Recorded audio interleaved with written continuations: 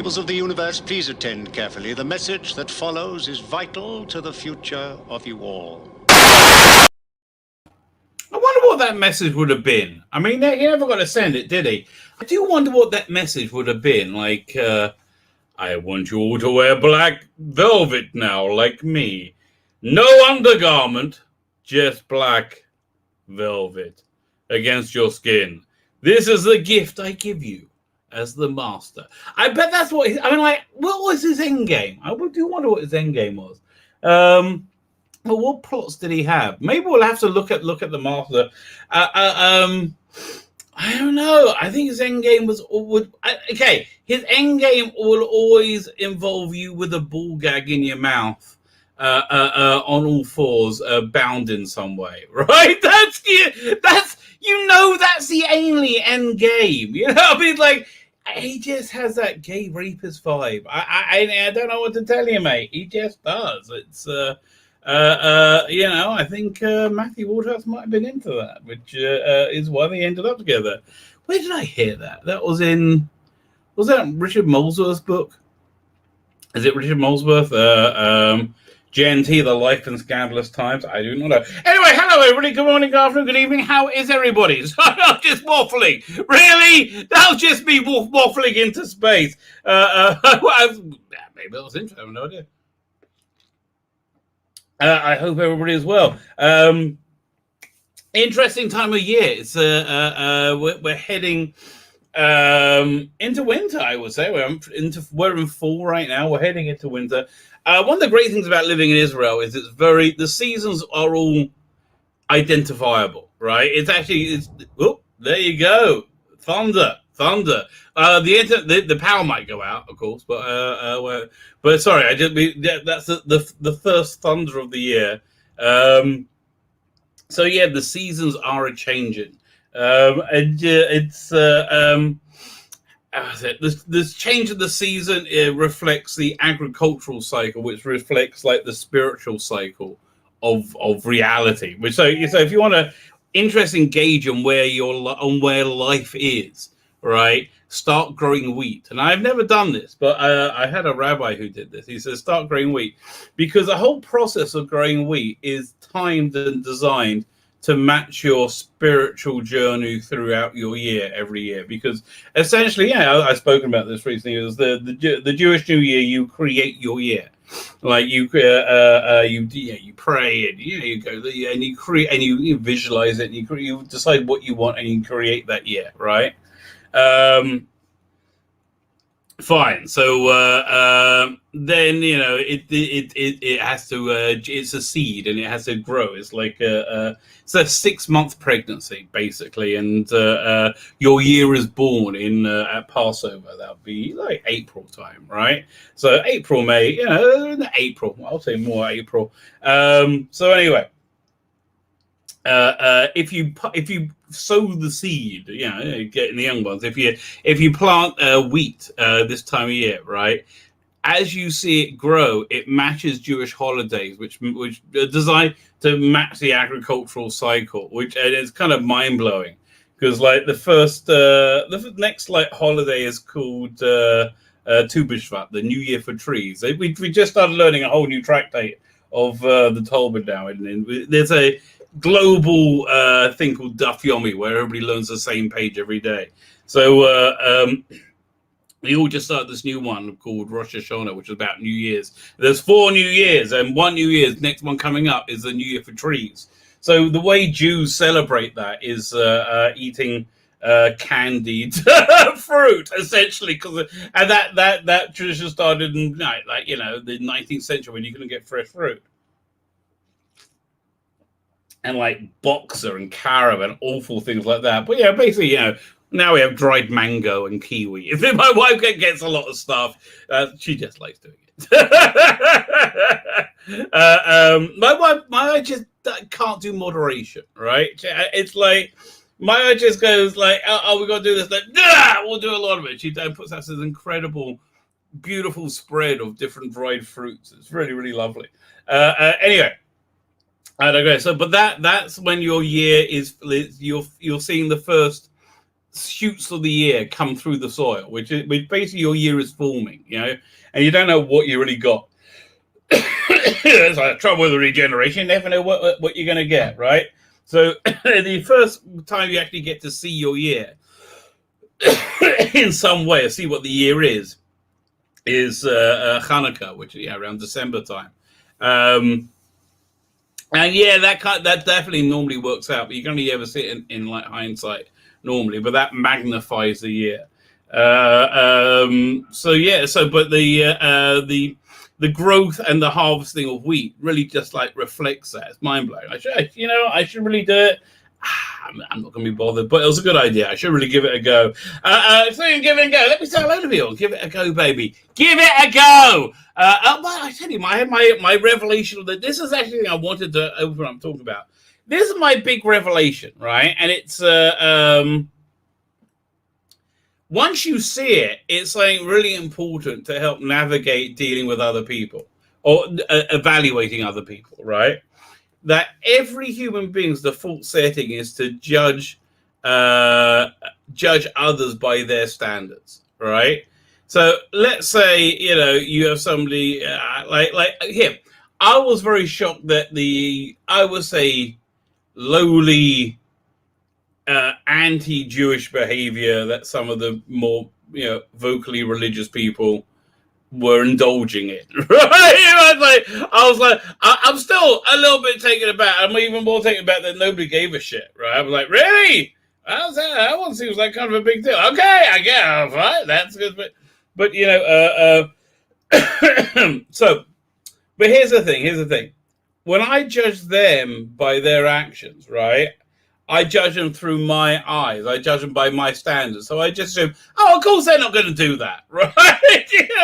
Of course that will be a big deal. And then when they do, I'm like, wow. That's because I'm judging them by my standards. That's probably a mistake. Equally, I know they judge me by their standards, right? I don't think this is history. This is like, but it's an important thing about human nature, right? I think the understanding of human nature is worth it. Listen. A few people really believe me doing stuff that was beneath me, right? I just totally beneath me. I found it felt like it's a bit.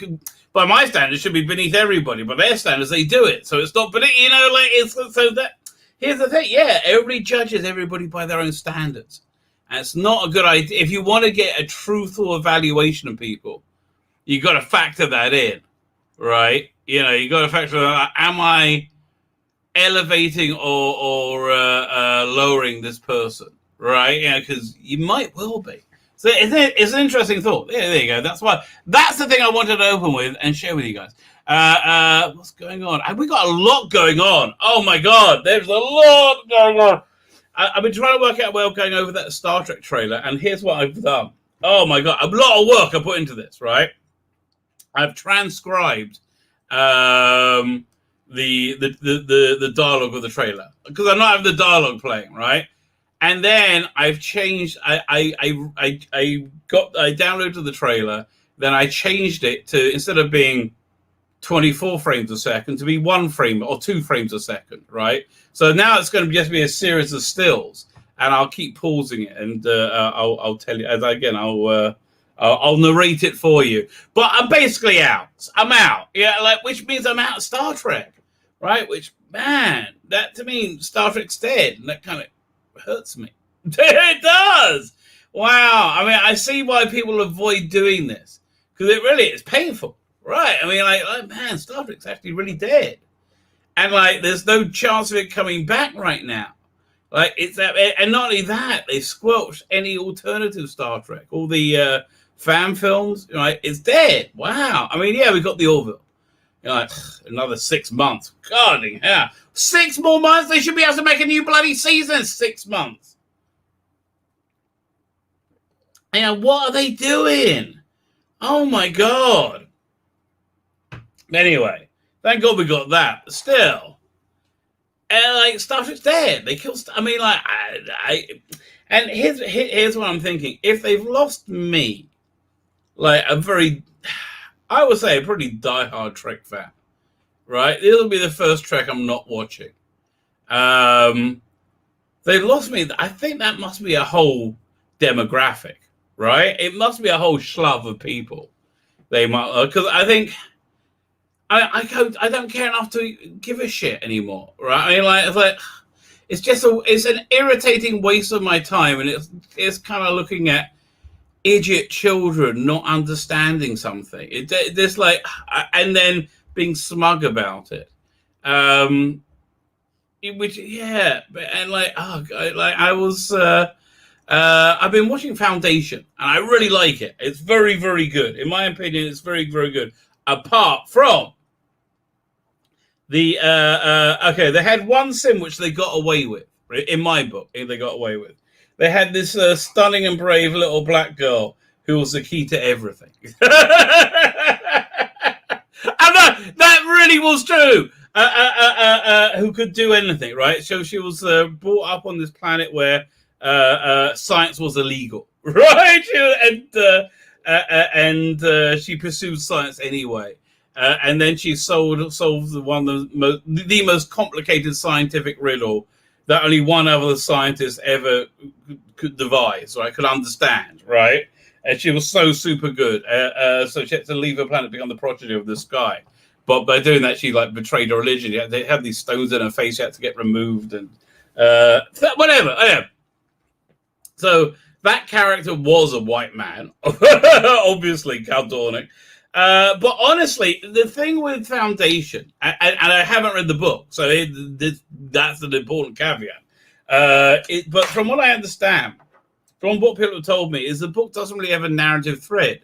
You don't have one character in more than two novellas, right? It's just a bunch of novellas, and they're kind of dry technical manuals from what people tell me. Which I can say, so pulling out a narrative thread through that is fair dues to doing that.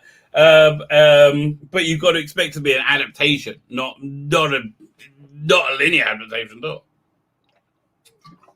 But trying to adapt the themes and the intent, which fair enough. Now, and also you got to factor in it's 2021. And there will be some wildly inappropriate casting for virtually signaling. But anyway, this character, Gal Dornick, because they made the character feminine, and I don't know if it's the performance or how it's written, because they made the character feminine, it felt like an organically female character. And I liked that, right? I thought, oh, this is interesting, right? So it didn't feel jarring. But then in episode, 3 or the end of episode 2, they brought in another stunning and brave black girl who was the key to everything. And I'm not joking. The second one was embarrassing, right? The second one was because a very masculine character. It's meant to be a masculine character. I mean, skin color I don't think matters. It matters to them. Bloody hell. No, then skin color, really. But it's a very masculine character. So the person they cast for it is just not good enough, really, to sell it. And it's jarring, and you can tell, and it looks stupid. It doesn't really work, right? It just doesn't really work. That's the bottom line. And it's to its detriment, right? Which is really sad. But on the other hand, the other storyline with Lee Pace is insane. So good. I mean, just so freaking good. It's worth a subscription to Apple TV for that. It's his subscription. He's so good in it, and it's got such an interesting role and like world building and setup. Basically, there's this huge galactic empire, and at the center of it, there's a planet called Trenton, and the emperor liked himself so much, right? So he said, "I am so awesome," right? He made a baby clone of himself to be emperor after he died, right? And then that baby clone made another clone, and that clone made another. So basically, you have 3 emperors, 3 of them alive at any one time. You have they're called brothers. You have Brother Dawn, who's like the young one, Brother Day, who's like the main one, the one in charge, and you have Brother Dusk, who's like the one who was in charge but now is getting older. He's more of an advisor, right? And he does like stuff in the background. But the one with the final word Brother Day. So you basically it's the same person at 3 stages of their life, and the main one's paid by Lee Pace. And awesome beyond awesome, right? The right now there's a in the first episode there's a big decision made by the main one, Brother Day, right? And then by the 4th episode, Brother Day has got older, and now he's Brother Dusk. Yeah, Brother Dusk, right? Was it? Yeah, Brother. And the little one is now the main one. He's Brother Day, right? And so the little one witnessed the older one doing this thing, and he's dealing with it, right? And he's the stuff that went down, and he knew it was wrong at the time, and now he's dealing, and it's so good, all right? And I just love the world building in general. I think that's very good. You do have, the stunning and brave black girl. So there's key to everything times 2.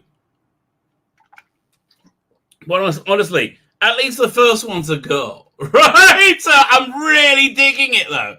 I'm not sure how I started talking about that, but yeah, Apple TV. I can't remember. Honestly, Apple TV. I wish you would just buy CBS. Just give it a look. CBS, you're done. Okay, you stop wriggling. You're done. There's no way you're surviving, right? It's just no. I maybe it just doesn't. I just don't see it. I don't see it. The quality of product is abysmal. It's like I don't see it surviving indefinitely. Again, I think if you lost me with Star Trek, man, you've lost a lot of other people too. I just think indifference has really set in with the frank. I don't think people want to know, right? I will give Strange New Worlds a look at, right? I'll give it a fair shake because I try to be a fair guy, right? I'll give Picard a go. This trailer, oh my god, I am so out. There's like so many shots of weird transy boy looking goo eyes at weird transy girl. And like chubby transy girl. Speaking of chubby, oh my god, Tilly is giving Scotty a run for his money for expanding waistline. I'm like, oh my god. It actually looks like a Saturday Night Live parody and somebody's fatted up as her, right? It's like, it looks stupid. That's what we'll do first of the chat. She looks like what happened to you? Oh my god! She looks worse than the last season. She's like, Tilly, darling, you're very attractive, but get to the gym. You're an actress. No, it's not okay. It's not okay to go from Shaggable to Rebel Wilson. Okay, it's not okay. Your job says it's not okay. If you're not interested in your job, groovy. Okay, I didn't make the rules. Okay, I did not make the rules. You want to see the rules? Go and look at what was that movie? Was it Knocked Up? Was it the what? Okay, I'm thinking of Alan Tudyk playing the executive, the TV executive, and Katherine Heigl is pregnant or something, getting a job as a newsreader. Or something like that, and she's like saying, obviously I can't tell you how much weight to lose. That would be wrong. But if the right amount is £5. So yeah, that's it. Fine. Not sure we got that. Let's get to the chat though. Darren, greetings from listening. Greetings to you, sir. Darren, Digby Strawbridge, how are you? Darren M. Still hello, are you? Chris Solar, how? Chris, you will be the Indiegogo is heading out. It should be hitting fulfillment. I gotta get. Oh my gosh, I gotta get something over to Critical Blast so you can make Rabbi from Another Planet bags, which I'm like, it's blowing my mind, right? It's blowing my mind. It's for the Indiegogo. So that's to be. Hopefully, we're about a week or so away from it being with you. If you ordered anything drawn, like a hand drawn card or something, I've got in contact with you. Please reply to that email. We will Yeah, well, I'm like getting on. Oh, there, someone's replied already. Excellent. Good. Oh, wow, good choice. So, okay, somebody asked for a sketch of Emma Peel. Yes. You are right, sir. You are right. And he could do a great job of that, right? He's going to do a great job. Oh, I hope he scans it. Yeah, I'm going to get him to scan it and send it to me and then mail it to you, okay? That way we sort of have a backup, okay? But, like, that's the plan. And this is the good bit, right? Just once it gets out and in people's hands, and people start reading it. That's what I'm excited for. Yeah. And then we're looking at Substack, but wow, it's nice to be able to take a breath. Something I have been able to do, which I'm very excited about, is I'm working on the cover and branding for this Alexander's new book, Season 13, which is going to be coming out at the same time as Season 13. He's going to be releasing it a chapter at the time. I'm going to finish his Season 12 before Season 13 starts because he's dropping at the same time as Chibnall's version. I think Alex's is going to be a lot better. Yeah, okay. Dr. Alex, if he's go and check him out. Look up on YouTube, Dr. Alex. He does it as a book on tape. It's pretty darn good. In fact, you know what? Let me. I will. Do I have the thing here? Let's have a look. Actually, you know what? There's a few things I want to pull up. Oh, while I get to the chat. Well, let me go over here. Doink.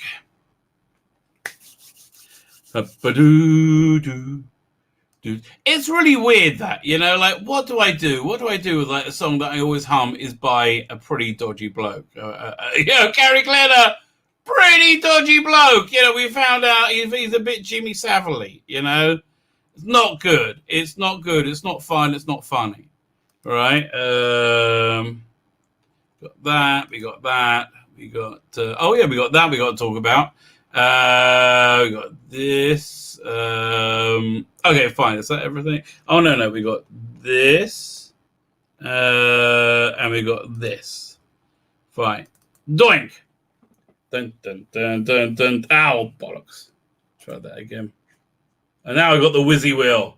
Man, the whizzy wheel's giving me agita. Agita, I tell you. Agita. We'll try again. Doink! Dun. Oh, did it? That time it worked. So here's what we have coming up. No, on the wrong window. Here we go. Coming soon on the Rabbi from Another Planet. We have share. We'll do a bit of share screen action, baby. Share that screen, baby! Is this the right one? No, that's not it. There you go. That's the one. Allow. I am allowing. Fine. So this is coming out, I think, tomorrow. I'll have this. This is a kind of an urgent one. It'll probably be up by Saturday. If we want to get it up soon. So you're going to get my review of Foundation episodes 3 and 4. Mathematicians Ghost and Barbarians at the Gate. I actually rewatched it. And I just skipped forward and past all like the second stunning and brave black woman. It's like enough already. This is recorded over here. Alan Moore's The Show. Very disappointing. Okay, very disappointing. I love showpieces. The show is okay. Showpieces is Alan Moore's thing set in what seems like the early vicinity of the afterlife. Right. That was a vibe I got from it. So this tells me no, that's not it. It's actually a little bit of something less interesting, right? And where I thought Alan Moore was playing God in the first one, I mean, literally, he's playing something a lot smaller, right? So which means it's saying a lot less, which is disappointing. Secondly, it's not really set in that dream world at all. It's set in the real world, so it looks like a kind of a tacky TV movie or a pilot. It's like it's deeply okay. It's got interesting, like weird occult take to it. But you know, it's far less interesting than showpieces, which I really enjoyed. So I'm very disappointed in that. But I like this a lot, though. This is finish this. This is a recommend. This is actually kind of a strong recommend. It's very enjoyable. It's weird. The other one was more the Avalon stuff was more like a spin-off series. Like, you know, you could imagine it as being commissioned. Well, you can't really, but it was like commissioned as a spin-off series from Blake Seven. That Blake Seven was insanely popular, right? Although on a similar budget. So this isn't like that. This is like a weird 3-part side quest which has Jenna and Callie in it, and they're like, it must be like they're using the set of the Liberator to like the double back filming or something. Like, you know, the reason they did like, what was it, Midnight or yeah, what's the one? The first Weeping Angels one. You know, those ones, those double back ones. Like, so it's like feels like but three. So it's interesting, and it's going to build more out from that. And I kind of like that. So, and we have a new show coming this Saturday. Is going to be called "That Was the Week That Was." That was the name of the satirical show talking about what happened in the week, right? So this is subject to change. It depends if other stuff happens. I would like to go like have stuff in from the beginning of the week because people go, "Oh yeah." But anyway, we'll see what happens. I do like having Just Dredd in the background saying, "Don't question official news, creep." And I call Scott Johansson in the front saying, don't mind me, I'm just clickbait. That's going to be a different femme fatale each week, okay? We're going to change that up each week. And then who's ever in the chair this week, or who'll be ever in the chair right now, is Dave Chappelle. This just in, Superman sucks sticks. And I still ain't canceling. I was going to do NIGGA, right? And I was like, nah, I'm going to get in too much trouble. That is not going to happen. So okay, so yeah, it's not as good. That was the week that was. A review of the week of the week's geek news. It's going to be at 6 o'clock on Saturday. Fine, I'm going to leave that up when I get to the chat. Okay, there you go. Always like to leave you some eye candy, you know? Always like to leave you on some eye candy. Cynix, how are you doing, sir? Good afternoon. Strawberries, I've said hello to you. It's going to jump in a second now. Retro Dicky, how are you? Okay. And it just jumped. On Comics, which, okay. I always assume On Comics is Lonnie, right? So how you doing? If you're, I think you're Lonnie, but if not, I'm just saying On Comics. Okay, let's get back to the. But hello, how are you? Wheat harvest. Are we talking wave offerings? Yeah, well, there's also that as well. See, that's a very basically you follow the wheat, right? So, essentially, you know, you got your just as in farming, you are doing the maximum amount of work now and seeing the least return for your work, right? At this time of year is when you're starting new things, right? And you're putting all your effort into it, but you don't see any return for it for quite some time. That's just basically the lesson of living an agricultural lifestyle. Like it's a delayed gratification, right? So that's basically my worldview.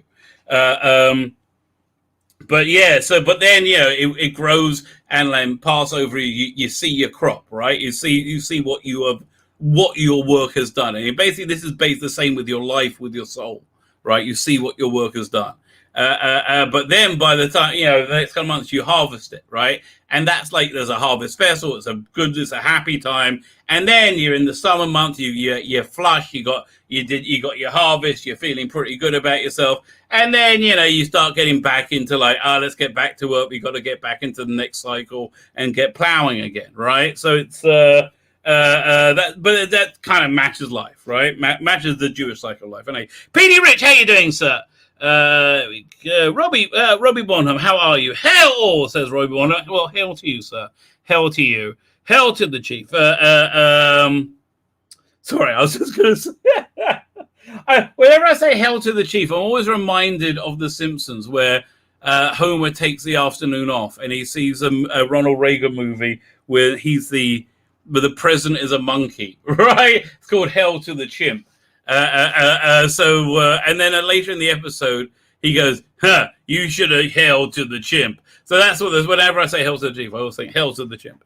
Okay, A weird little side note. Problem being, how are you, sir? Have you heard the Clone Masters yet? It's very good. I very much enjoyed it, and I would like to see him do more. Sanago24, how are you? Trek ended for me with when Voyager got home. Well, what happened?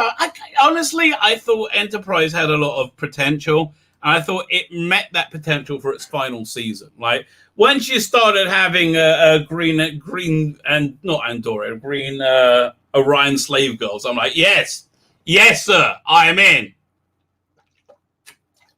You know, like, you have that pilot, right, where they're on this planet, and you see like the dancing with their tongues come out and get the butterflies, and it feels Star Trek-y, what proto Star Trek-y. They went away from that. That should have been the show, right? They finally got back to that with Manny Koto. And I like those three-parters. I like the bumpy forehead Klingon trilogy. I like the Augments trilogy. The Augments trilogy is excellent, actually. They're all good, right? I mean, there's a lot of good. I really like that last season of Enterprise.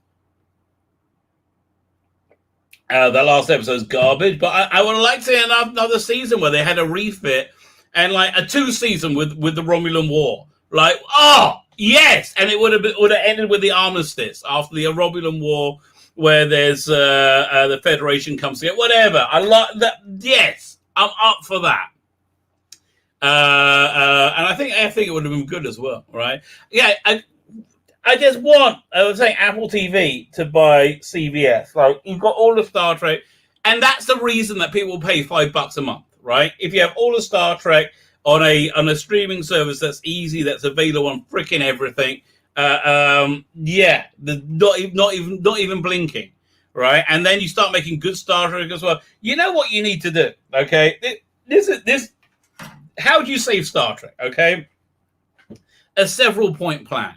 This is what you do. Firstly, you allow fan films again. That's vital, right? But here you get smart about it. You say, yeah, you can do fan films, and even, you know, if you have a studio space, you can give them for it and have a standing studio that different groups can come in and actually facilitate. Why? Because then you get all the content made, right? You say, but it's exclusively on our channel. And again, Star Trek Begins, Star Trek, all the Star Trek, what's it called again? New Voyages, all that stuff. The Vic Montagna ones. Yes.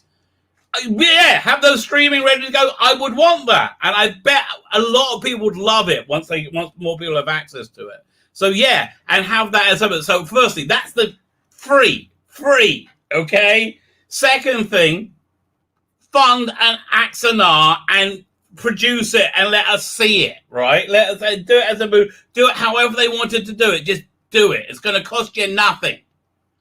Freaking hell. People will pay just to see that. Oh. Secondly, okay. Thirdly, greenlight an official Star Trek Continue series with what's the name? Vic Montagna, whatever. Like 12 episodes, right? And that, yeah, have that be the set that you use to let other fan groups can come into, right? So, it's cheap. Have it look like that. It will be wild. People will love it. And you'll get more people viewing than on the billions of dollars you put on this bullshit, right? It's incredible to me. So you, that was it. If you want to do something contemporary, yeah, okay, do Captain Pike. Who gives a shit? Okay, get rid of cosplay Spock. Have somebody who actually looks like Spock, right? But basically, and make the Enterprise not so bloody shiny. God's sake, you know what? Here's who you bring in to make it: Brian bloody Fuller. Have him make it. That'll be your contemporary show. Then you want to get crazy. You want Star Trek to be a thing in the cinema. You want it to be a real thing. Get Tarantino to do his Star Trek. Who gives a shit? Out of continuity, whatever he wants to do, whatever. Who gives a shit? And then what you continue the series after that. You just get big directors and say, I want to see your version of Star Trek. I want to see like the Christopher Nolan Star Trek. Who would have go and see that? And the directors would all love that, for crying out loud. I would like to see a Zack Snyder Star Trek. I like Zack Snyder. Okay, I'm not ashamed to admit it. I'm looking forward to that movie, Army of Villains. I liked Army of the Dead. I thought it was fun. Okay, what have they done with Star Trek simultaneously to and do not want to see this trailer? Not being it's awful. It's awful. It's everything you hate about Star Trek Discovery, right? It's just awful. Yeah, we'll get to it soon. We'll all suffer together. All I have to do is say the Kelvin timeline, and I wouldn't give it. I mean, just ignore it. Just forget it ever happened. Right? That's what you need to do. Just forget it ever happened. Oh, quite frankly, let me change the slide for a second because we're going to have to talk about this. Doctor Who gives a Flux. Season 13 scheduled for Oblivion. Oh, yes, it is. Oh, yes, it is. It's like, it's my contractual demand on every side, apparently. Nobody wants this. They don't want to make it. They don't want to have it. It's like, this is World War One. Okay? Nobody wants it to happen, but we all got treaters. Okay? And so they're just like, let's get this down the memory hole as quickly as possible. I'm surprised they're not releasing it over on one day. Right? I'm surprised they're not. Although, maybe they just want to destroy it. It's like they're scheduling it in an adult slot. It's oh god, it's gonna get destroyed. If that trailer is any way representative of the cheapness of it, oh my god. If it's gonna look cheap as well as being shit, can you even imagine? And so but well, the time slot decimate us in the ratings. The time slot plus, you're going against the Larkins, which is a very popular show. Russell says, "Oh yes, oh yes, Boyle. Russell, I've closed the deal with Sony. Once we get rid of this Jodie Rose, we're going to make a fortune." And that's what's going on. Follow the money, kids. Follow the money. See, only sex and money, but basically money, right? Follow the money. Follow the money, you'll find the sex. I have to say, I always like that exchange in Game of Thrones where between Jaime Lannister and Bronn about what controls the world, sex or money. And it's like, well, money, obviously, because the money you need that to buy soldiers, right? So yeah, but what the soldiers then go and spend the money on? They go straight to a brothel, right? It's go. Yeah, it's a good point. It's a good point. Star Wars, Disney Stars continue to take a shit on Star Wars. Yes, they do. And the Master is coming to the season. Who gives a shit? But okay, yeah, he is. I mean, it's a done deal, right? It's like well, the story is how it got out is much funnier than the whole body and interesting than he's in. Trantor is the planet. Yeah, exactly. I watched the first episode of Foundation as it was free. It looked great, but I don't think one show is enough to make me pay for a whole subscription. Well, I might be able to look after you there. Problem big. Okay, I'll upload it to my server for you. It's so good. Here's the thing. The stuff in it that isn't stunning and brave is freaking incredible, right? I think Sandman's going to be like that. The trailer for Sandman looks breathtaking, and then we're going to have this like big virtual signal death plodding through it. So screw that. I mean, yeah, I'm going to watch it though, but like it's the age. Hopefully, by the time this age is over, the computer technology is enough that they can edit out wokeness, and they turn like all these black women turn into like old men. Like, okay. Rabbi, have you seen Target that series and Fire on YouTube? No, I have not. Worth a look. It's funny. What's it called again? Seen Target that series and Fire on YouTube? No, I haven't. Send me a link to it. With a name like Alan Tudyk, he should be a Klingon. Why they give the Klingon? Firstly, they did it in Babylon 5 as well. That Centauri have a bunch of penises apparently. There are 3, and they're able to use them to grab things across large areas. It's and they don't like having drinks put on them. Okay, it's very strange. I gave on Discovery 5 minutes into episode 1 of season 1. Best season I made. I liked it up until I thought it got boring after episode 10 when they had the break for Christmas. Up until then, I was really digging it. Like I loved the Harry Mudd. I love like the new take on old things that seemed organic. Again, I think that what's the name from an office being Harry Mudd seemed real. Here's what it is. Everything that was good in Discovery is Brian Fuller, and you saw them running out of his ideas.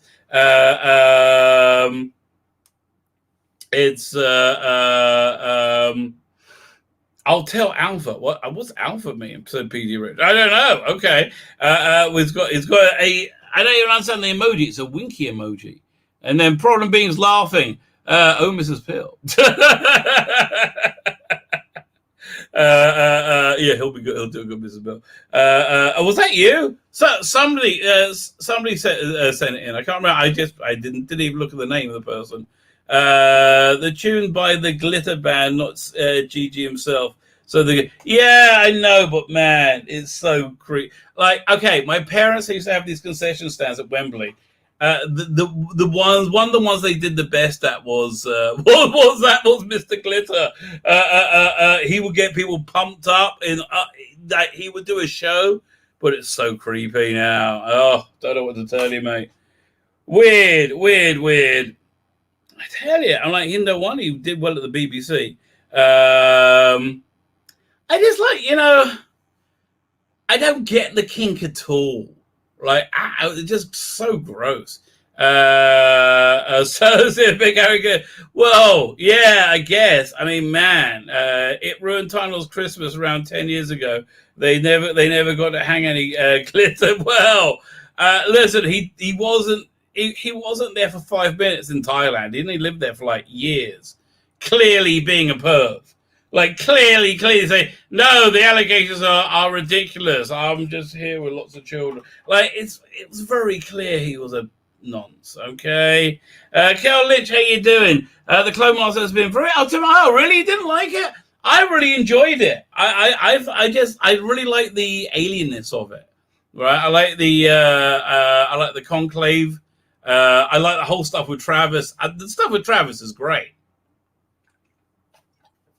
I just thought it was fun. It gets better as it goes along. The first one's the weakest. Second one is good. The third one's the best. Second one is good. The third one is really good, in my opinion. I just enjoyed it. I just jumped. I'm nearly caught up. Nearly caught up. Star Trek Continuous was great. Yeah.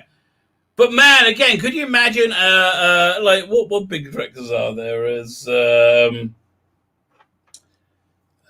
what's again? Who did Christopher Nolan already said him. What else is good? Terry Gilliam, a bit old. Pass it. But there must be more direct. Like what good movies are there? I don't know. I have to think about it now. Andy Cyberleader, how are you doing? Jodie Bear for a more expressive than the real thing. She is. See, I was going to put a Jodie there. I thought it's funnier with Jodie Bear, but this time's on Decimator. Oh yes.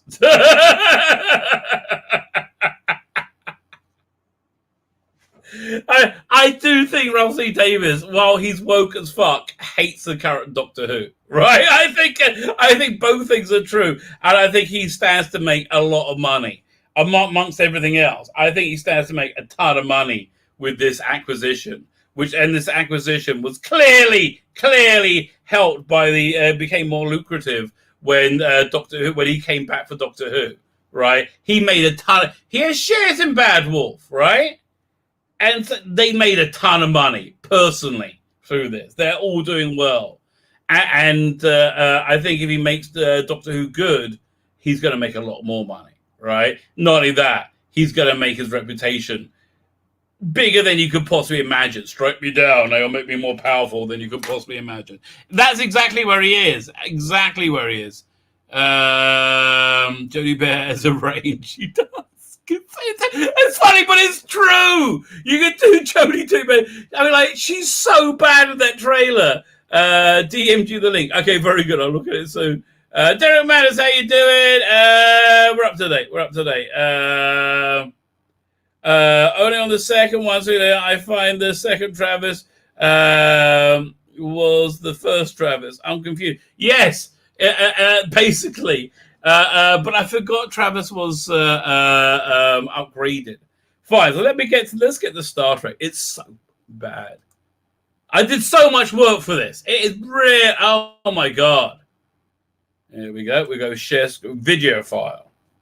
Bum bum bum bum. Indestructible Captain Scott. Oh, Big Finish news. Man, Big Finish have done to the Eighth Doctor Adventures what Rusty Davis did to the Jodie Doctor Who. Fine, where am I going? I go to the RFAP folder, and then the Disco folder. Disco. Open. Fine. Stop. Okay, fine. So it starts off with a bit of a breathless voiceover. Life is just a blink. Oh, there's no time index on this? Man, okay. Life is just a blink. Oh, where'd it go? Come back. Is it playing for you? It's not playing for me. Oh, there you go. 1 second. Let's go back. Didn't work. There we go. We'll start again. Okay, fine. Now I have a time index. So it starts. Life is just a blink.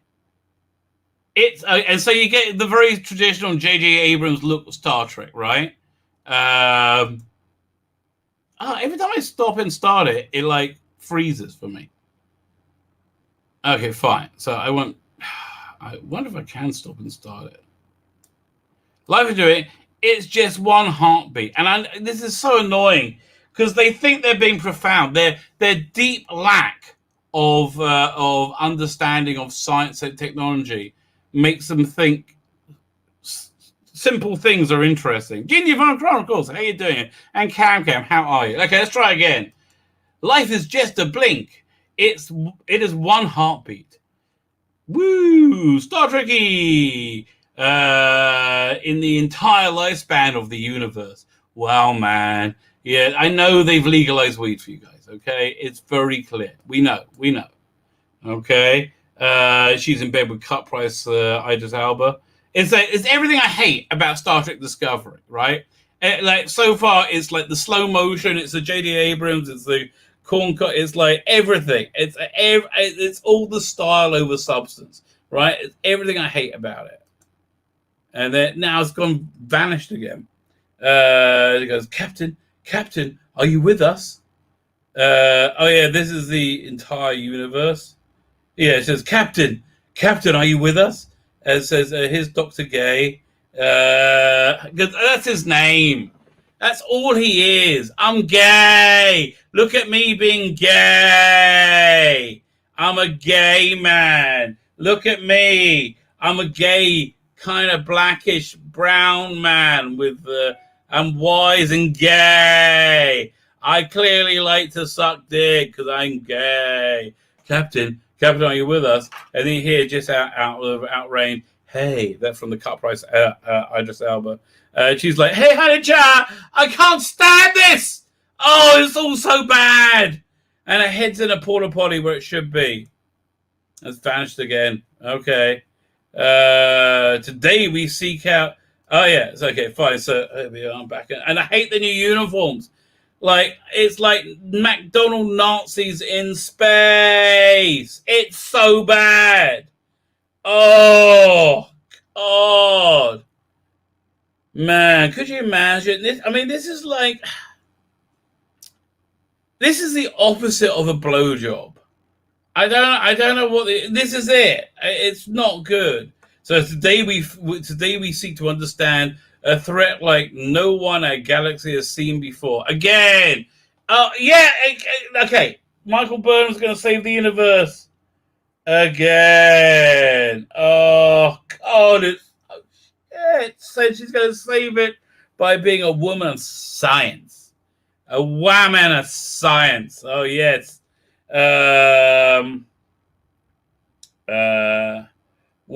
So then Admiral Spineless comes back. Like it's vanished away. Oh yeah. So look at me, women in charge, because that's the way it should be. Admiral Spineless says, "What exactly is it, Commander?"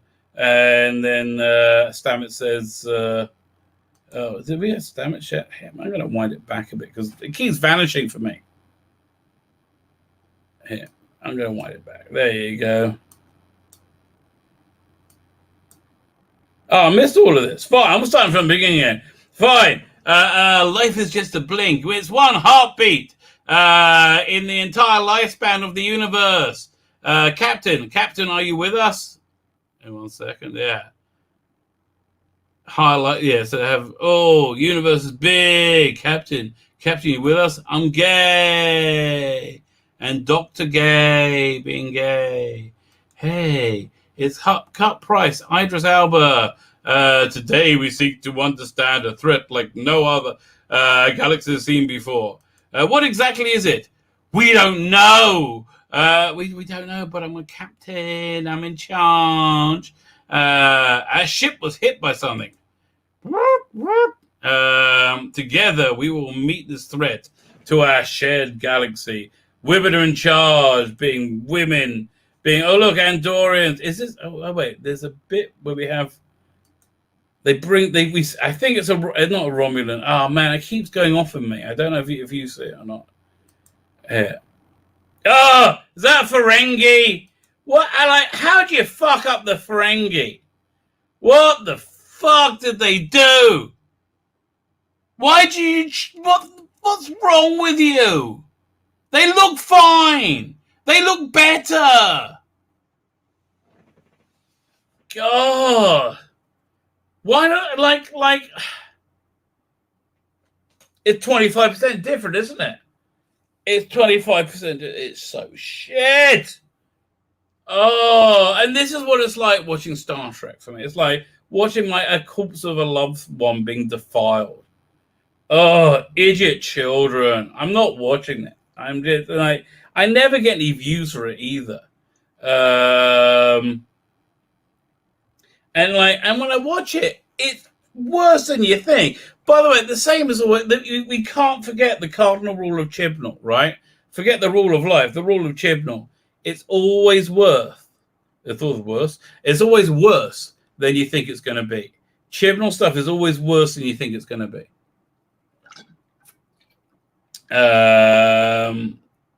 Do we understand this anomaly of it? So fine. So we see you Ferengi son of a bitch. Ugh. Boom, Star Trek-y. Boom, boom up. This is what Star Trek is now. Blowing up things. And women. Women in charge. Do we understand this anomaly enough to predict its path? Okay. Now I've lost it again. Maybe I have to play it once before I can do that. Before I can go backwards and forwards. Boom! Star Trek, you start blowing up! Yay! Boom! Do we understand? Women in charge. Star Trek, women, angry. Do we understand enough to predict the path? No. Did we just see Tilly? Oh, Tilly's scary. Billions more lives are at risk. And then, oh God, so shit. There we go. Yeah, look at Tilly's Tilly looks ridiculous. Right? Okay. Why are you wearing armor, Tilly? They don't make armor for fat people. What happened? It's just weird.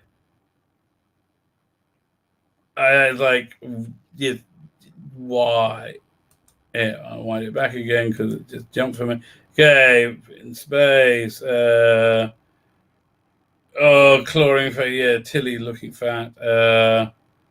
Not on our watch, right? She says, not on our watch. I'm not going to let this happen on my watch because I'm the bestest ever. Or on our watch. Leadership is about balance. Your acts. Oh, yeah. Oh, God, this text is so funny. Leadership is about balance. Your acts of bravery are like the swing of a pendulum, and there's a fine line between a pendulum and a wrecking ball. Finally, we agree. Now, at last, they've noticed that she's crazy, right? None of this is real, by the way. She's in a padded cell in the in a Federation facility. This is all her delusion. None of this is real. I mean, even in the Star Trek universe. There's a fine line between bravery and a wrecking ball. Not on our watch. Yeah, you fuck up, baby. Yeah. So then it goes.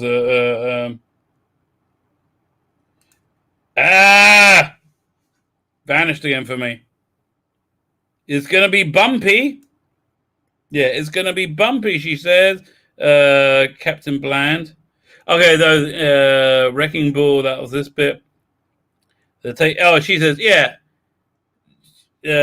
Soccer mom says it's gonna be bumpy because she's a soccer mom, basically playing imagine she's driving a minivan. We could try it. I think Tilly's next. We got to go back and look at Tilly because there's so much to look at. It's gonna you can't tell the difference between a wrecking ball and a pendulum. Yes. It's gonna be bumpy, but we can try it. And Tilly says, "Oh my God, I'm so fat." Tilly says that we're not going to ignore we're not going to ignore that warning. We're going to ignore that warning, aren't we? And Burnham says, and then what's the name? I can't remember what her name is. Chief engineer. God, look how fat she is. It's crazy. Yeah, so I've lived a good life. And then she says, jump, whoosh, with so much at stake.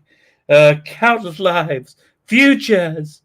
Boom, bang, boom, boom. It's a shit. Look at the Muppet Babies. I'm like, you don't expect me to think he's a straight guy, right? Like he looks like his mouth is uncomfortable without a cock in it, right? Those lips look like they should be in a more O shaped. What I'm trying to say is, did they just get him from a gay porn set? Because he does look like, he's very waxed and hairless.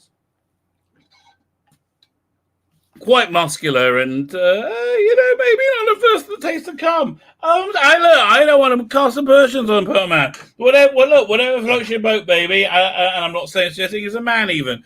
I wouldn't want to assume his gender. Quite frankly, I can't. Frankly, if I'm looking at him and he turns out he has a vagina, I'll be like, yeah, okay, I could believe that. I could totally believe that. It does. Again, I'm just looking at him. I call the British crew the Muppet Babies because that's essentially who they are. Look at them. Truly pathetic. Jump. The future. Okay, so then they say, we're going to go where no man has gone before. Then once we go into the anomaly. Boom, bang. Star Trek-y stuff, but not really. It's what Star Trek is now. Oh, let's have another quick look at... do they have a... Hope it wasn't the scene between the trans 16-year-olds were missed out because they were truly horrific, right? Truly horrific. Let me see. Okay, I missed it. So look at the snare. She says, the uniform looks bad. It all looks bad. Once we enter the anomaly, we're going to go where no one has gone before. Where we ever come from, whatever our experiences, we're in this together. You're not with me, baby. Not with me. We're in this together. Let me wind this. Oh yeah. We're in this together. Miss Tilly again. Whatever happens, we're in this together, and that coincides with them on the over here. Yeah, that's one. We're in this together. I've got to hope we'll find a way to stop this again. It's the anomaly of this season that's going to destroy another one. Oh, it's not a rain danger. It's not that. Start off. Oh, how can it be formulaic so quickly? And why are you using such a shit formula? Like, how can you be so shit at this? Oh, I wouldn't have thought making Star Trek would be so hard. Like writing a decent. You're just so unbearably shit at it. Fine. So we're gonna do this together. Boom. Just want to make sure I don't miss the. Oh God, so vile. Yay! Look at us. Whoa! Oh yeah, what's the name? Dave Cronenberg's back. Boom! More boom. Look, it's boom, boom. Oh yeah! Oh, that's the worst bit. I hate that. That's the worst bit. Boom, boom. Yes, yes. That's the frame where I knew Star Trek was dead. When I saw that this is Star Trek, it doesn't matter that nobody wants this, that nobody watches this, that nobody likes this. It still is Star Trek relentlessly. And please, Apple TV, Foundation is good. Buy yourself CBS All Access. Buy yourself Paramount Plus. There's a nice streaming service there for you. Put it on your platform straight away. Make yourself I've just given you a 5-point plan on how to make awesome Star Trek. Do you not think people would flock to Apple TV Plus for the Tarantino Star Trek? I think they bloody would. And it'll probably make you a template that you can make a new show from.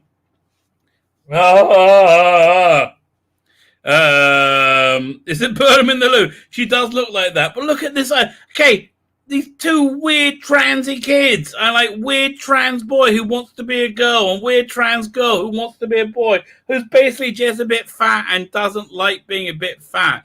And he's a chubby chaser. I mean, and they act like they've been married for 50 years. They're 16 fucking years old. It's such shit, and this is the person it's made for, and they don't watch it either. Oh God, I hate this shit. There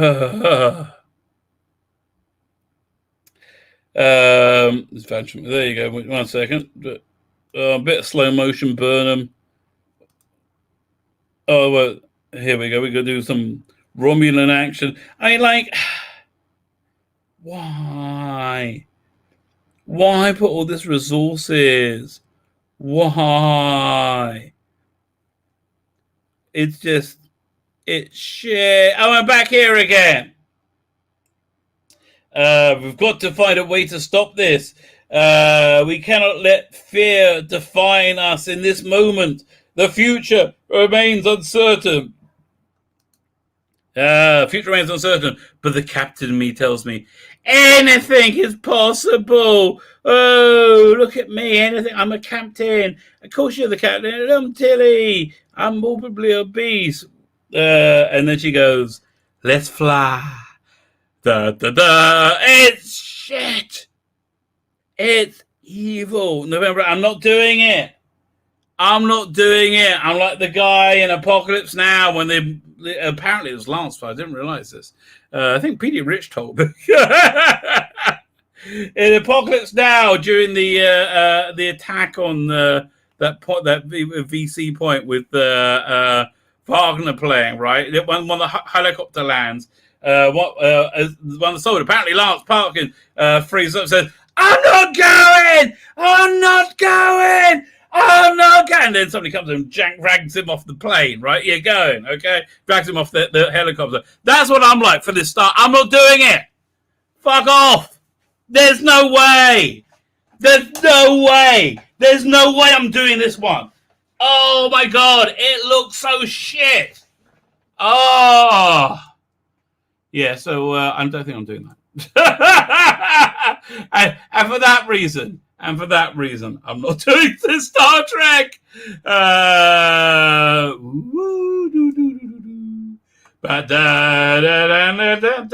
Where's my notes? But no, it's the wrong one.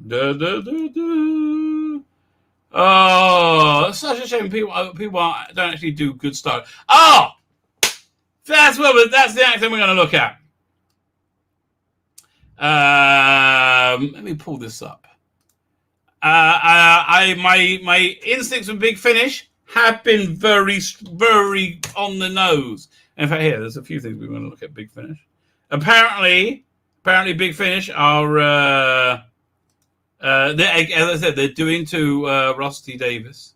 They're doing to the Stranded season what Rusty Davis is about to do. I hope to the Chibnall era. I think we'll start it over again. Here we go. So I wonder. Let's see what was announced. News. I happen to know what was announced. So what was announced was the utter failure of Stranded. Right? I think they probably killed that whole range. Let me just do this. Okay, she's back in the TARDIS and ready for adventure. India Fisher returns as Charlotte Pollard alongside Paul McGann's Eighth Doctor in a brand new box set of full cast audio dramas. I was saying no until I read to the end. I'm like, okay. They want me back. They want me back as a consumer very clearly.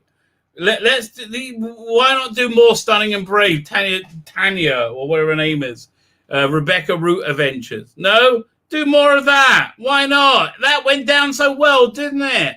Yeah? No, I don't think so.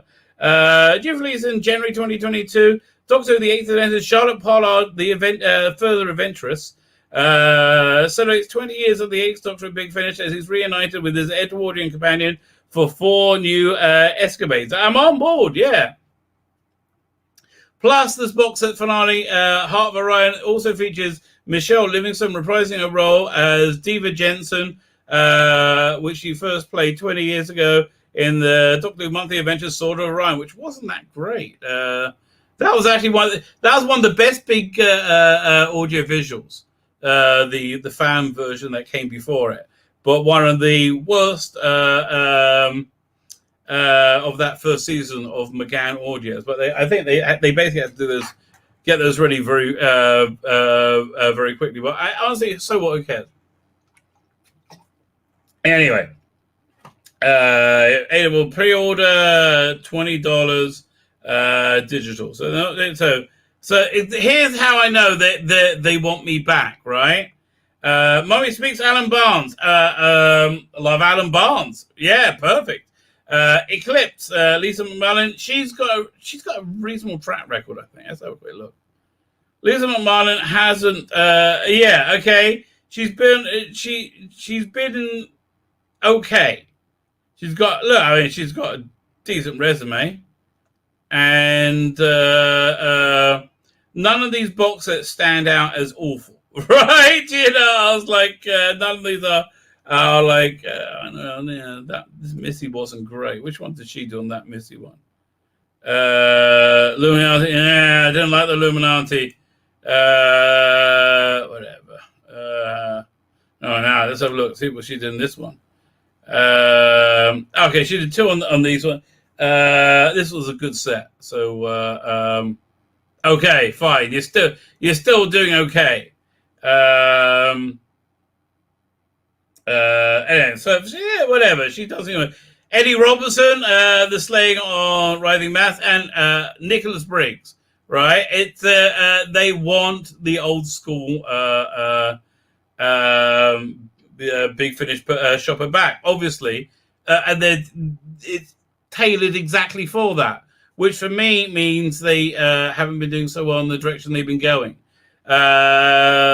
India Fisher said, "What a roller coaster these 4 extraordinary celebrity stories take us on. We travel to Paris as an Egyptian mummy. We meet swarms of giant moths, change the course of history, and meet an old adversary who appears to have returned from the dead. I'm thrilled to be back with the Doctor once again." McGann said, It's been great to bring back the Doctor and Charlie together. So like 20 years of adventure with Big Finish. I can't think of a more fitting celebratory stories. Hey, look, this does well. They're doing well. They're throwing something new at the.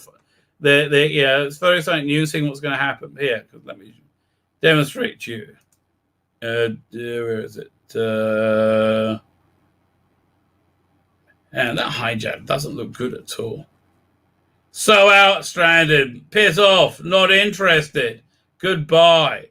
Oh, look, you're going to put the Jadoon in? I did it. You didn't even have Tom Baker in.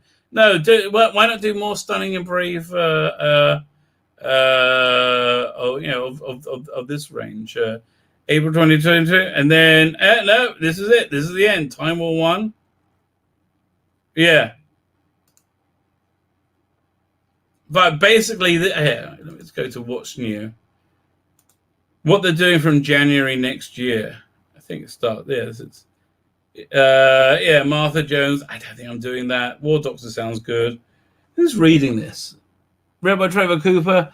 Maybe. I mean, I'm Babe and the Butcher. I think I'm really looking forward to. I certainly enjoyed. Yeah, as I said, I enjoyed Clone Masters. Not really into any of these Iris Wildfire things, but here, 1 second. Terra Nostra I'm into.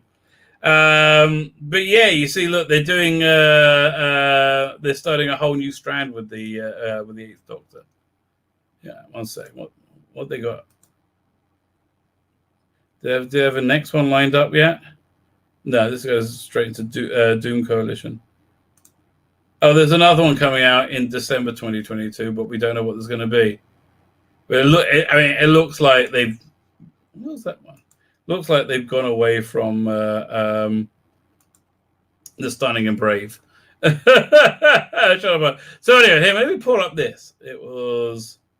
Yeah, let's go this month. So last month was the first month. I said, enough with your Big Finish. Not getting this. So this one I said no to because I saw, untested talent who were essentially diversity hires, right? And also the voice work just didn't actually sound very good, which was somewhat surprising. So here, let me just how to do this. If I wrong one. There you go. Go back there. There we go. So now if I go over here, go to comments. David Marlin wrote a very good review of it, which justified me doing it, which I wanted to review now online. So here we say this is from last Thursday's Live at 5. Last Thursday. Regarding Levin's Doctor Chronicles Volume 2, I am, as you might know, a big supporter of this range up until this release. Yeah, again, this was the one where I said, no way, mate. I understand it isn't very much given the use of the substitute actors, even the superb Jacob Dublin, who was fantastic in the first one, and also great in the 12th Doctor one. So the first volumes of the 11th and 12th Doctor were excellent, all very good, respectively. I can recommend them all still. Yeah, I really like both those box sets. They were both excellent. You really got a flavour of both characters. The problem with the second volume of the 11th Doctor is it's produced by a different script editor and director, with mostly new, untested writers. I am a little forgiving of the writer and says it should be on the script editors to guide them. But with this release, they're just other fools at work. There are other fools at work than just poor editor. I reviewed I reviewed this release in depth that way. Well, tell me where. But can't link to it as it won't let me. Oh, you got to tell me where sometime. So let me extract this as a summary. Everything wrong with 11th Doctor Volume 2. Very good. What can I say with the problems of 11th Doctor Volume 2 aren't solely down to the set for stories that are utterly disposable, repetitive, and lacking attention and weight. They are down to some of the worst aspects of the increasingly woke agenda, of which Big Finish has been drawing growing criticism and mockery for. The success of the first volume was down to the set of stories that were all original. Where are I? 1 second, I'm on the wrong end. I got to go find my. There you go. I'm still there. Fine. I've got to go back over here. I've got too many things open. There you go. This is because the first volume was down to the original stories, all offering something different to the other, and all being directed with such real confidence and ability. There was genuine tension and thrill throughout. Yeah, I like the 11th Doctor one a lot. In Simon Guru's Top of the Tree, for instance, the drama peaks as the Doctor is forced to dive into a rising acidic sea beneath him, and Carlson beneath him, and also to reach his TARDIS, so he can so rescue events. While he is successful, the process leaves him so badly injured he's forced to retreat from the setting in order to recover and heal. And the thrill of the moment of joy comes when he finally returns, just as hope is seemingly lost for Carlson and the planet's inhabitants. There is nothing remotely like this in Volume 2. Okay. At no point is there any danger. At no point is there any convincing challenge for the Doctor or his friend. All of this is routine, froth, and repetition. Strip away locations, research-based prisons, seaside town, and stories are revealed to be increasingly interchangeable. You have the Doctor, an independent, strong, intelligent, strong, assertive woman, TM, who is noticeable, a semi-abstract threat. Why don't they just put a woke label on the box? If they think this is just put, this is progressive liberal. If you're scared by strong women, don't get this, right? Do that. See, and then see how far you get. You know why? Because it won't sell, right? There's no visible semi-abstract threat to battle, and in the end, 4 stories all feel the same because they are the same. Worse still comes the rapid and overpowering sensation that here is a release and publishing and a publishing company that has disdain for men. Yeah, listen, it's not good. I mean, it does feel that way, right? I mean, it genuinely does feel that way. Why? Right? Why? Disdain by hesitation for men. For it can hardly have escaped director Nick Briggs and script editor Scott Hancock says that this release contains 4 stories that are all very, very similar in their execution and content, all with 4 very strong, assertive, or a very strong message that puts women first and foremost, and the few men are all being, without exception, worthless. Indeed, wretched, worthless scum. In most cases, they exist to be looked down on and dealt with without any pity or sympathy whatsoever. Yeah. This is why. This is what I thought they were going to do, and this is why I didn't buy it. Right? I'm. Thank you, Dave, for let me know I was so right. And the reason I didn't buy the 11, I said I bet the 6th Doctor isn't even in the second story.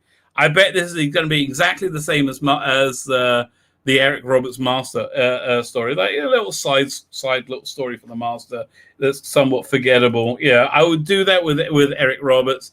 I don't really need that for the 11. Where was that? With this, they exist to be looked down with no symbol. Fine, yeah, exactly. I mean, like, don't pretend you don't notice it. I should add there is almost the now seemingly obligatory lesbian tease. I'm amazed I live in a world where I'm sick to death of the lesbian tease.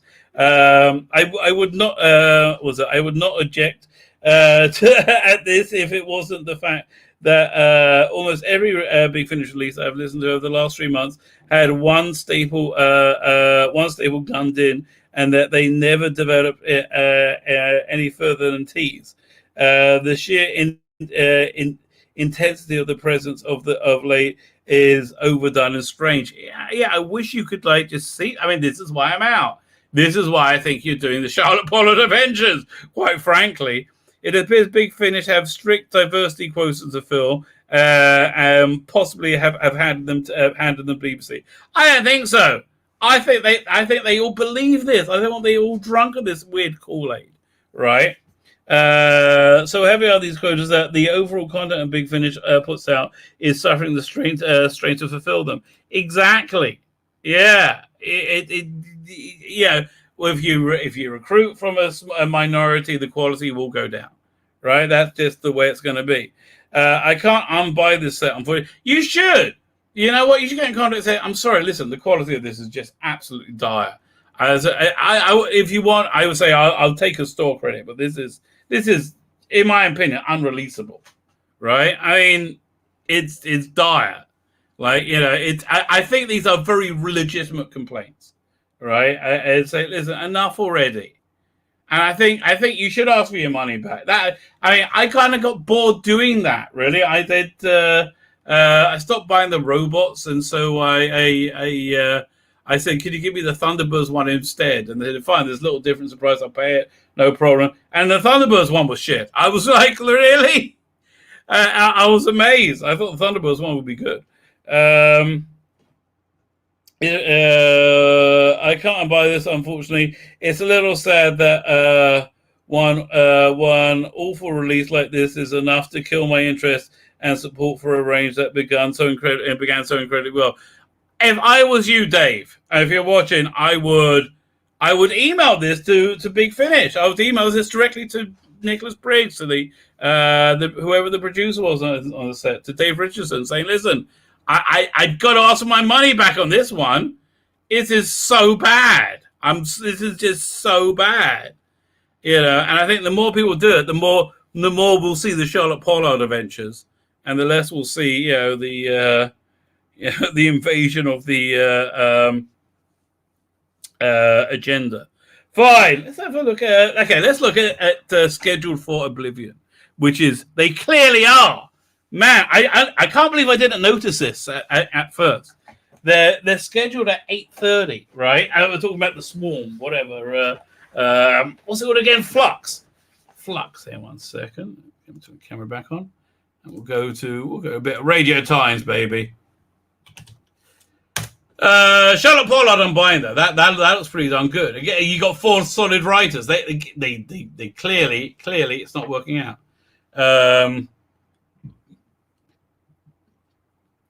Sci-fi. What was that? Mark Caddis? Wait 1 second. Mark Caddis, Creep to Christmas. Isn't it? Gets frightening first. Oh, when's this on? Okay, 1 second. I do like these things he's been doing, right? These M.R. Jamesy type things. I mean, just tell me when it's on. That's all. It's normally at the end. Trek the Meadoff. This will at this Christmas on BBC Two and iPlayer. It doesn't say what, but Track That Meadoff was very good. Martin Close was that was good too. Yeah. I watched all those. I have them all on CD, on DVD. I watched all those M.R. James on horror stories. I wish I could find it. Alan Moore wrote an incredibly good one, like a really good. What's this about? One again? Who cares? We just did that already. Fine, let's look at this. Although again, Bad Wolf acquired by Sony. Yeah. And everybody had a bit of a payday with that one. Okay. So we'll look at this, and this ties into the mask coming in. But yeah, scheduled for 8:30 at night, right? 8:30 at night. That is, do they actually have the TV guide yet for that one?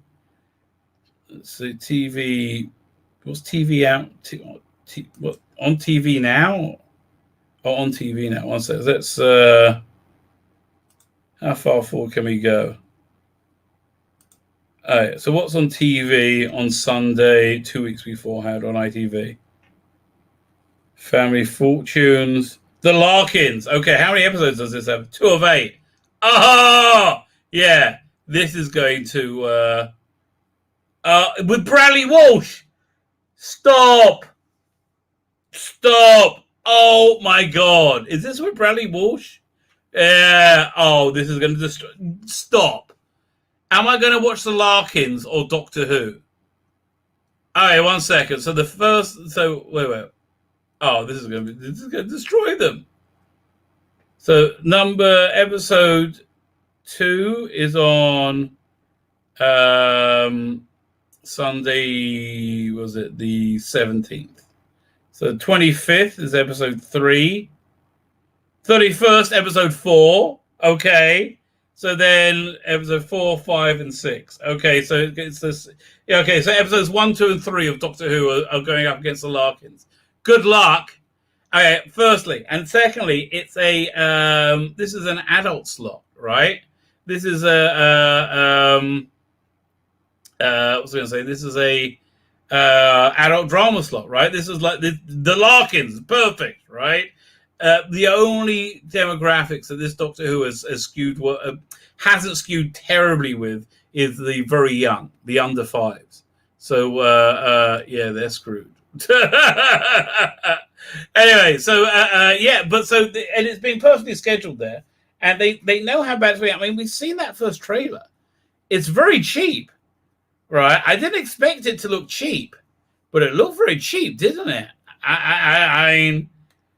Is the whole thing going to look that cheap? It looked very cheap. I mean, although just Chibnall has no idea of marketing. Why not throw out an exciting trailer? You got Weeping Angels, you got The Master, you got who else? You got not the Jadoon, you got Weeping Angels, Sontarans. I mean, like New Look Sontarans. Like, what are you keeping them hidden for? Idiot! Nobody cares. Doctor Who might be entering its own multiverse of madness. Fans think Doctor Who Flux will feature parallel timelines, but are they right? I think that's a fair assertion. Oh, well, this isn't the article I wanted to read. I mean, like, who cares? Really, it's but yeah, it looks like parallel timelines, which is the way they said they've been going for a while. But no, that's not the article I wanted to read. Where is it? Oh, here we go. There we go. Doctor Who season could point to the return of another classic villain, the Master. And again, I like Session of One's, how much he's enjoyed playing it, right? I would like Ross D. Davis to write for him, right? Because that kind of effort shouldn't go unrewarded, right? But I think he needs to pull his mastering quite a bit, going to have a bit like right now he's playing him like the meddling monk, and I think I'd much rather like a psychopathic meddling monk.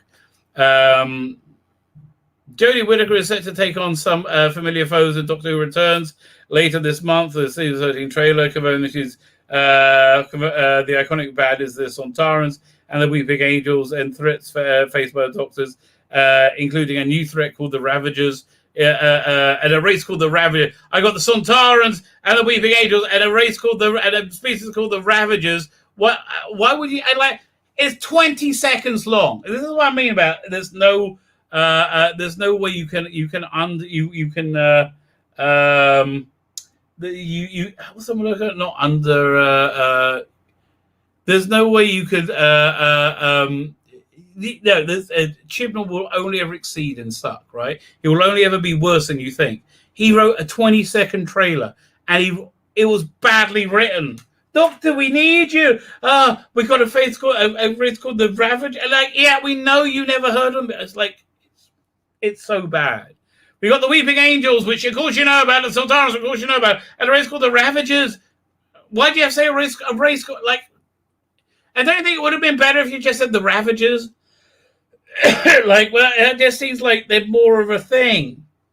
You got the Weeping Angels, you got the Ravagers, and we got the Sontarans. I mean, okay, so now they seem like a thing. It's just shit writing in 20 seconds. He will never, ever, ever undersuck. It's incredible. But are there more villains? Fans think there's a subtle clue from the series showrunner, Christian, could hint another big bad possibly making his comeback later in the series. Well, it is. I'll show you why in a minute. The theory comes from was dropped by Chibnall at San Diego Comic Con panel when he said the cast were being asked to describe the upcoming 13 aka Flux, and in one word he said swarm. So, leading to a frenzy of speculation, many including us, the Cypher Swarm to be referring to a classic monster or some new organization entirely. But frankly, we think we cracked it.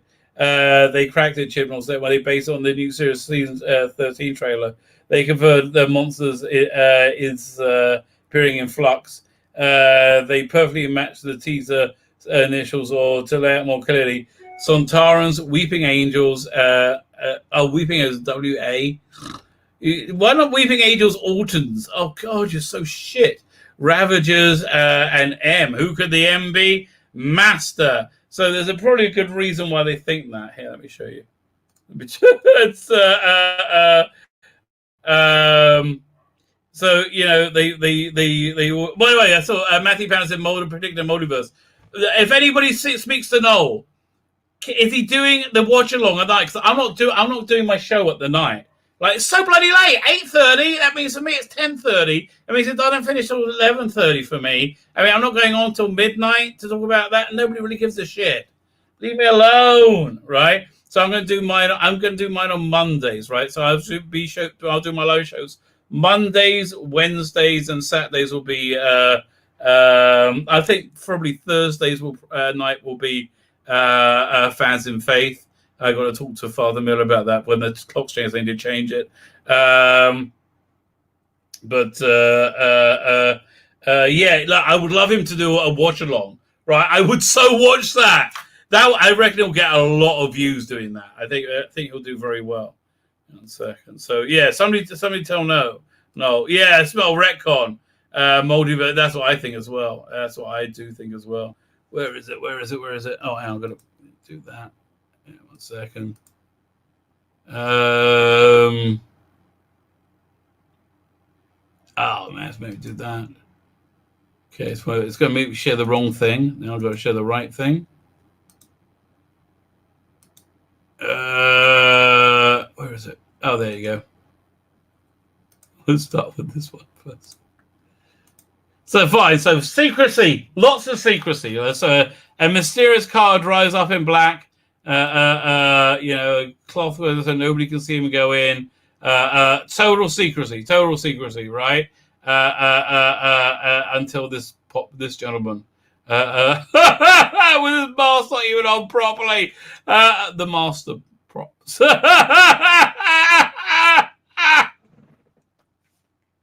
Oh, what do you find the master's not in it, right? It's Chibnall Careers over. Yeah, I think we're reviewing it. Oh, excellent, because I'm not doing it in time, so I'm going to do it on Mondays, and I've more time to watch it and digest it. But look at that. It's so shit. It's so shit. Oh, that tells you everything about this era of Doctor Who. Yeah, so let's see. Yeah, multiverse. Let's see what that multiverse thing was saying. Oh, what was that? 1 second. Yeah, well, I think might do a whole. I'll do a rumor roundup tomorrow, I think. Despite this, we're still in a bit of a dark about what it's actually about.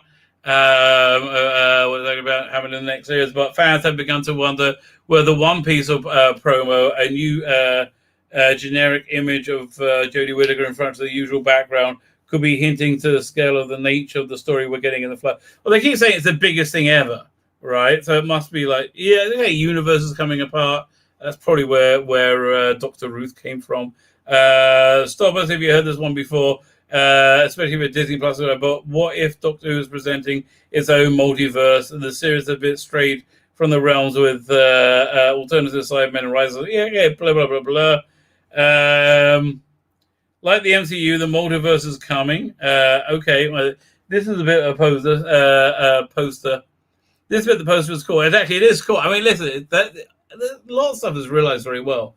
Strikes of Flux. Flux, by the way, means some kind of discharge, some kind of a bodily discharge, hinting that wonky timelines are saying it's super cool visual using the stripes.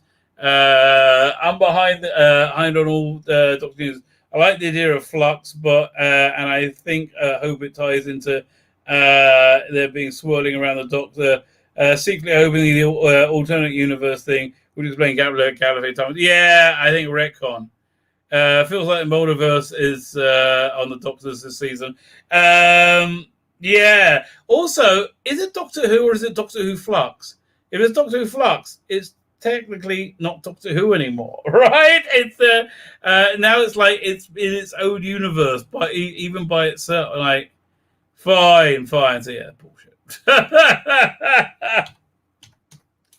What am I doing for coffee? Oh, good. I still got. There we go. Let's have a look at Bounding in the comics. Yeah, late books and paper shortages. I'm getting my stuff in a nick of bloody time. I'm so glad of getting it fulfilled. Oh, the British one was a nightmare. That was just a stress fest. It's 60. We've read that $6 says the next Doctor should be. What's that weird thing above that? It should be black and white. What's that weird symbol? But is that? Oh, it's an ad, I think. I want to look at the Star Wars one. What are they doing to Luke Skywalker? Why can't they leave him alone? Leave Luke alone, okay? Leave Luke alone. Okay, and newly out Star Wars book title, Shadows of the Sith, will seemingly showcase Luke Skywalker as a failure as he chases Ochi of the Bestoon across the galaxy. The book announced by Lucasfilm was 7th October in a blog post on the official Star Wars website. Okay. Say, we hate Luke Skywalker. Luke Skywalker is a pussy. Here's what they need to do with Star Wars, by the way, is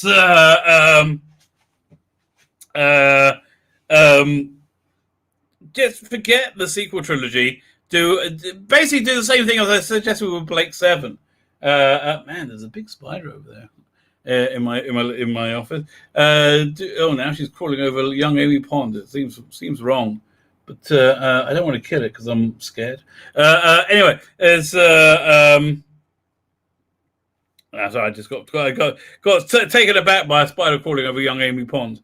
Okay, just a model of her, obviously, not the real one. I haven't got Kathleen, whatever her name is, trapped in here.